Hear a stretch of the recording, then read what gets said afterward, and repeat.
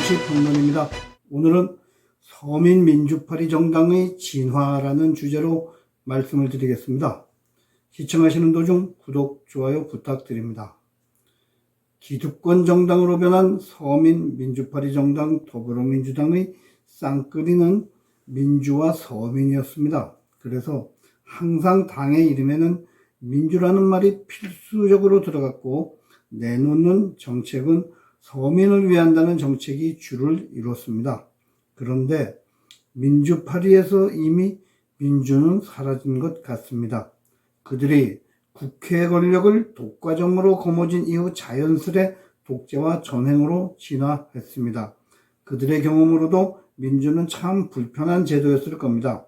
사사건건 상대방의 의견을 물어봐서 표결도 해야 되고 또 배려도 해야 되니 말입니다. 국회에서 다수당이 의장을 가지면 제2당은 법사위원장을 갖고 운영위원장은 대통령실을 담당하므로 여당이 맡는 등의 관행이 이어져 오던 것도 더불어민주당의 욕심으로 주요 상임위를 거대 야당이 독식하는 형태로 바뀌어버렸습니다. 사실상 법안 처리의 폭주가 가능해진 것입니다. 기존의 법이 존재하는 한 국가의 모든 사안을 입법으로만 해결해서는 아니 되는 것이죠.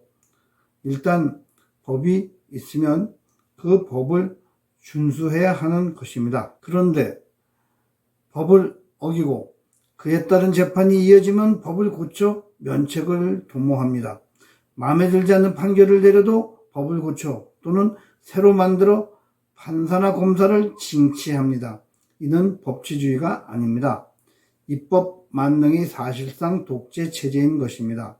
과거 전제군주나 독재 정권의 경우 집권자의 말 한마디면 모든 정책이 결정되는 것을 반대하면서도 내심 부러워했을 수도 있습니다. 북한이 사실상 전제주의 체제에 대한 비판을 전혀 하지 않는 더불어민주당을 민주세력이라고 볼 수 있겠습니까?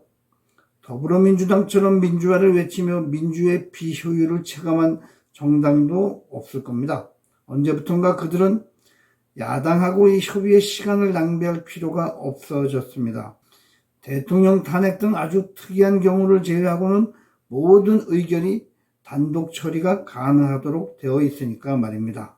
그들은 비로소 독재만이 가장 효율성 있는 제도라는 인식을 갖게 되었나 봅니다. 그러면서 그들이 그토록 경계해왔던 독재의 부조리와 전행, 부정부패는 아랑곳하지 않습니다. 선민의식에 사로잡혀 있으니까요. 우리가 누군데? 민주화 세력이야? 운동권이야?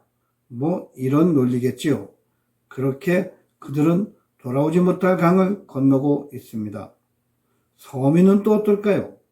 더불어민주당은 자신들의 주요 지지 세력이 노동자와 농민, 자영업자들을 주축으로 한 서민층이라고 주장해 왔습니다. 그런데 거기에도 이미 변화가 감지되고 있습니다. 어느 날 저들이 의회 권력부터 장악하고 삼권이 모든 권력을 대부분 장악하게 되자 저들이 주 고객인 서민들은 약간은 거치장스러운 존재로 보이나 봅니다. 우선 노동자 층만 하더라도 더불어민주당은 민노총과 한노총이라는 양대 노총을 주축으로 의사결정을 하고 있습니다. 과거에는 노동자를 사회적 약자라고 했으나 양대 노총을 주축으로 한 거대 노조의 노동자들은 이미 귀족 노조의 반열에 들어섰습니다. 주 4.5일을 주장하는 시대에 살고 있으며 주 52시간에 대해서는 어떠한 양보도 거부하고 있습니다. 반면 20년간 노동 현장에서 함께 활동을 해온 김문수 후보는 더 가진 것 없고 더 약한 노동자들이 속으로 파고들어 그들과 어려움을 함께 했습니다. 사람 냄새가 물씬 나는 후보이지요. 우리나라의 노동자의 90% 정도가 비노동조합 노동자라는 것을 알고 계십니까? 그런데 더불어민주당이 노동자를 위한다는 정책 대부분은 민노총을 중심으로 한 노총의 요구에 따른 것입니다. 최저임금만 보더라도 거대 노조 조합원은 최저임금보다 훨씬 높은 급여를 받고 있습니다. 그런데 그들이 왜 그리 최저임금에 집착할까요? 최저임금을 올리면 자신들의 임금은 저절로 그만큼 인상이 되기 때문입니다. 여론의 비난을 받지 않으면서도 자신들의 급여가 자동적으로 올라가게 되는 구조입니다. 겉으로는 서민들이 처우 개선을 요구한다는 대의 명분을 내걸고 있지요. 문재인 때 최저임금을 급격히 올려놓고 인건비 상승에 따른 일자리 상실로 실업자가 된 노동자가 얼마나 많습니까? 자신들은 노조가 있어 아무 걱정 없습니다. 더구나 그로 인한 물가 상승으로 자영업자들은 벼랑길에 몰렸습니다. 그런데 이재명은 유세 다니며 커피 원가 120원 등 한가한 소리나 하고 있습니다. 실제로 산업 현장에서 일하는 근로자들을 보면 더 일하고 더 많이 벌어 가족 부양에 보태고 싶어하는 사람도 많이 있습니다. 이들이 자기가 근무하는 현장에서 법의 제한으로 연장 근무를 못하게 되자 퇴근 후 투잡을 갖는 경우도 많이 있습니다. 어려운 사람들을 더 힘들게 만들고 있는 겁니다.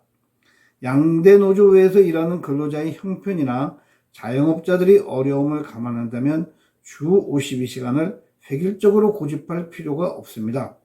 여유 있고 넉넉한 사람들은 그리 하면 될 것이고, 상대적으로 어려운 사람들에게는 자구책을 열어주어야 한다는 것입니다.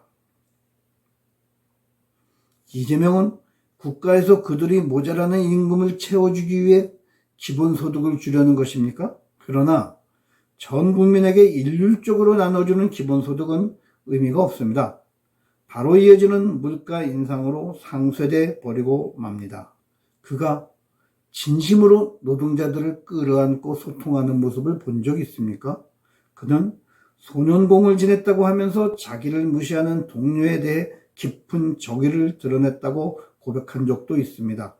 그의 입에서 동료에 대한 따뜻한 사랑의 말을 들어본 적도 없습니다. 김문수 후보와 인성이 다른 자입니다. 김문수 후보는 노동자들과 사회적 약자와 같이 동질화돼서 그들의 아픔을 같이 느끼고 진심으로 도와주려는 심성이 몸에 밴 사람입니다. 그 누구도 따라하기 어려운 인성의 소유자지요. 여러 대통령들과 비교해 볼 때도 가장 사람 냄새가 나는 대통령 후보입니다. 참 희한하죠? 더불어민주당에서는 입만 열면 기득권 세력이라고 비난하는 우파 정치인은 이리 사람 냄새가 풍기는데, 서민을 위한다는 저들에게서는 어찌 추악한 권력의 냄새만 풍기고 있을까요? 대선이 막바지에 이르자 더불어민주당은 사법부를 겁박하기 위한 입법을 추진하면서 법조인이 아닌 그 누구라도 대법관이 될 수 있는 길을 열고 대법관 수도 100명으로 증원하겠다는 법안을 자진철회했습니다. 일단 환영할 수도 있는 조치죠. 비판이 거세지자 아무래도 득표에 영향이 있다고 본 모양입니다. 이것도 당연히 이재명의 지시에 따른 것이죠. 그러나 이들은 이런 류의 법안을 낼 때 여러 곳에서 동시에 다발적으로 제안을 합니다. 주의 깊게 보면 대법관 정원 30명으로 늘리는 법안은 철회되지 않았습니다. 무슨 뜻이냐면 자신들이 대선에서 승리하게 되면 지체 없이 대법관 16명을 추가로 임명해서 대법관을 좌파 과반수 이상으로 만들겠다는 겁니다. 그러면 이재명 사법 리스크는 아무 걱정이 없을 것입니다. 자연 소멸되는 것이지요. 다만 김어준의 대법관 시대는 좀 지나야 현실화되지 않겠습니까? 언론에 발표되는 이면에는 항상 저들이 숨기고 있는 발톱이 있습니다. 이런 문제는 서민의 민생 지원하고는 아무 상관도 없습니다. 겉으로는 민생을 내세우며 저들이 주력하는 분야는 오로지 삼권 분립의 해체를 통한 권력구조 개편임이 드러나고 있습니다. 참으로 중요한 이번 대선입니다. 폴리토크 김승재 주필이었습니다. 감사합니다.